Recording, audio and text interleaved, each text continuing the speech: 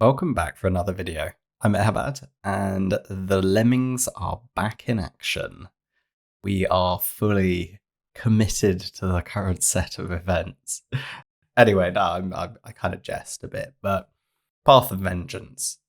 Firstly, I wouldn't jeopardize getting the next fusion to complete any of the events that are currently on, be it the summoning events, be it the Path of Vengeance, be it the champion training, be it the 3x reflex or 3x savage or whatever else they're going to throw at us.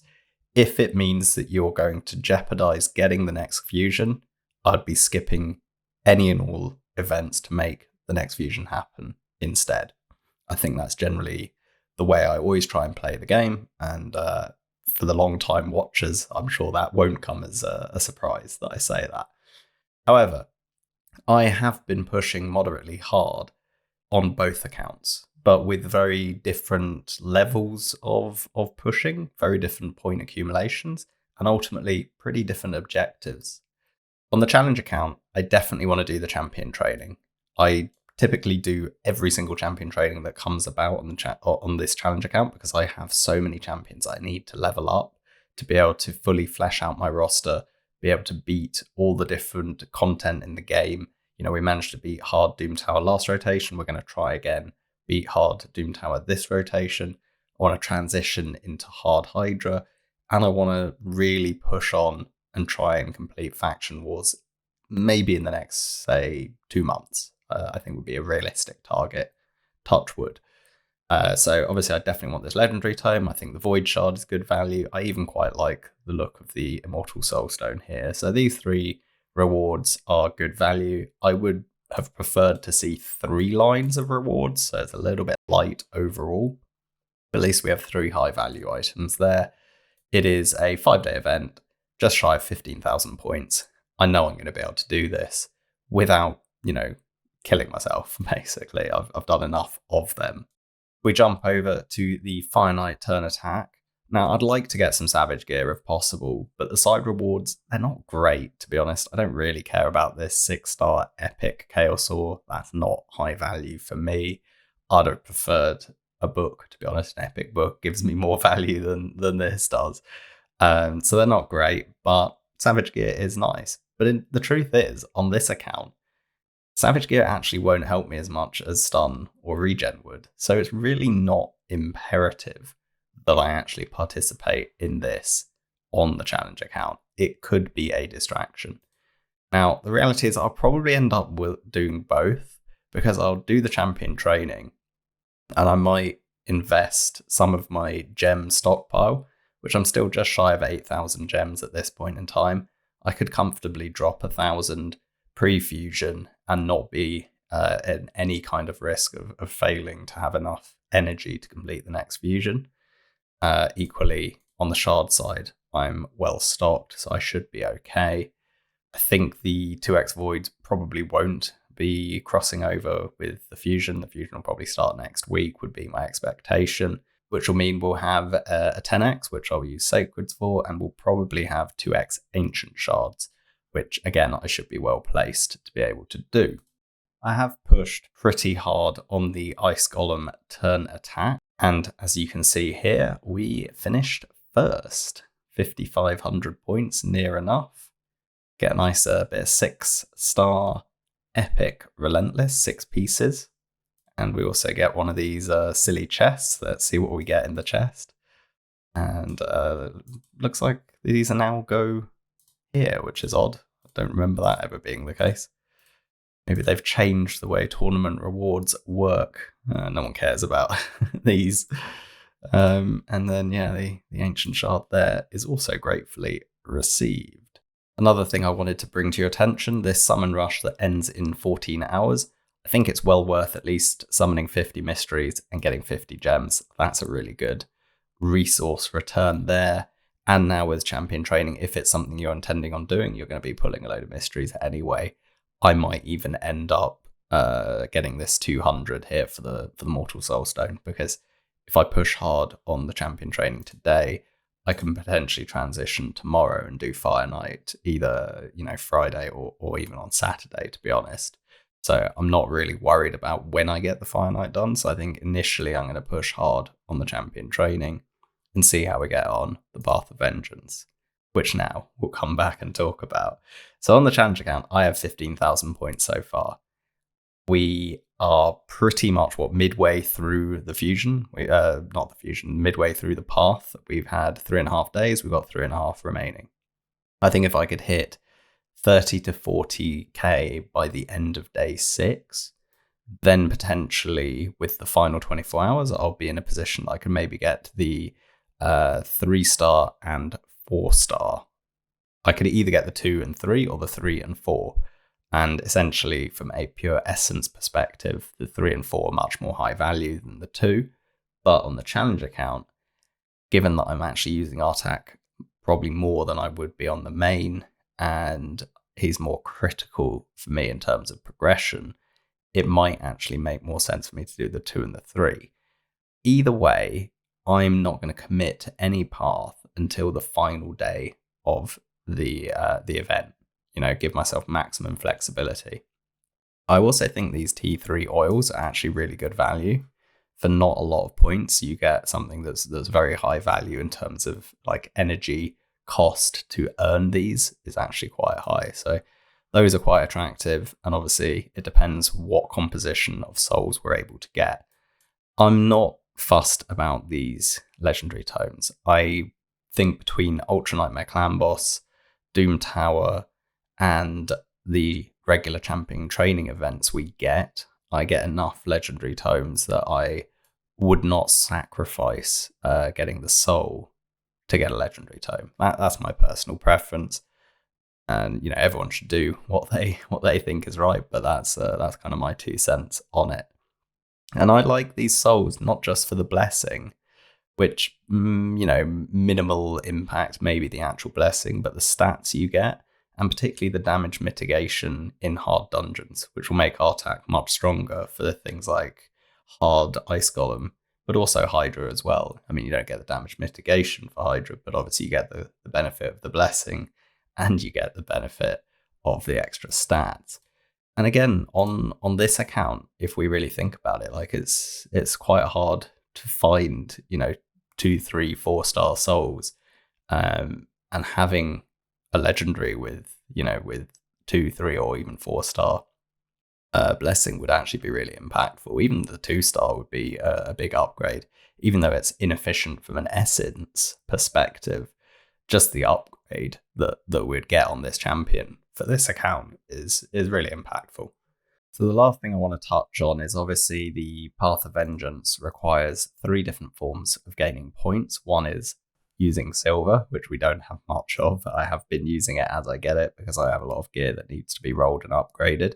But I think I'll try and either Friday evening or probably more likely on the Saturday morning do a really in-depth gear cleanse and try and free up a lot more silver that I can reinvest back into the points. I will need to be cognizant of the fusion will probably require a lot of silver as well, and that might end up being a bit of a bottleneck. But we can always convert gems into energy, into silver. The other avenue that we could get some points are these soul stones. Again, I don't feel the need to summon these prematurely. I can wait until 24 hours to go. We know defined how many points each of these soul stones contains, so we can make a decision on what resources that's going to earn us and optimize our overall resource usage to make sure that we're getting what we want to ultimately get. And like I said, it very much, it just depends where you are in your account and how many points you're able to get without destroying your resources, without jeopardizing the next fusion. Let me jump over to the main account and we'll have a look at how we're approaching the same set of events, but in an account that's in a different circumstance. Right then, we're now on the main account. Oh, look, flash offer. You don't want to miss this. Oh, no. I'm never going to see that offer ever again. Right, I've got a lot of energy that I need to use today. On this account, I'm actually not going to worry about the champion training event. A solitary legendary skill tome endgame isn't going to really change much for me. And I think I would rather push hard in the Fire Knight turn attack instead. I do need, well, we need a lot more points just to get the same trash reward. That's one thing to mention. But moreover, getting really top-end Savage gear has a bigger impact on my endgame account than my progression account. It's not really a progression gear set as such. I also did push quite hard on this Ice Golem turn attack. I got, 10,000 points, again finished top here. Actually prefer these set of rewards on the side, 750 tier 2 coins and a legendary Chaos Ore.